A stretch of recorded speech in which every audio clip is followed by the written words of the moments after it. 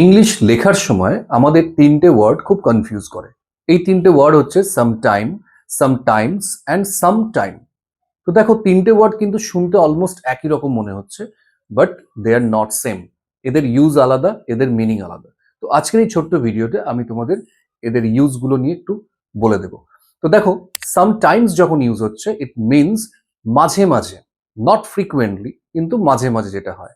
যেমন sometimes I go to school by car. তাহলে আমি গাড়ি করে মাঝে মাঝে স্কুলে যাই। নট ফ্রিকুয়েন্টলি, রোজ যাই না, কিন্তু মাঝে মাঝে যাই। তাহলে সাম টাইম আমরা কখন ইউজ করব?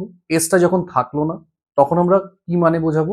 তখন মানে হচ্ছে কোনো একটা সময়, অনির্দিষ্ট একটা সময়, কিন্তু কোনো একটা সময়। যেমন I will meet you some time this evening, মানে আমি আজকে সন্ধ্যার কোনো একটা সময় তোমার সঙ্গে দেখা করব, কিন্তু কোন সময় সেটা নির্দিষ্ট করে বলা নেই।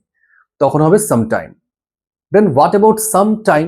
যখন সাম আর টাইম আলাদাভাবে ইউজ হবে, তখন এর মানে হচ্ছে অল্প কিছুটা সময়।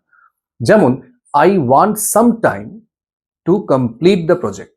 তাহলে এই প্রজেক্টটা কমপ্লিট করতে আমার কিছুটা সময় দরকার। তাহলে কিছুটা সময় বোঝালে তখন আমরা সাম আর টাইমকে আলাদাভাবে লিখব।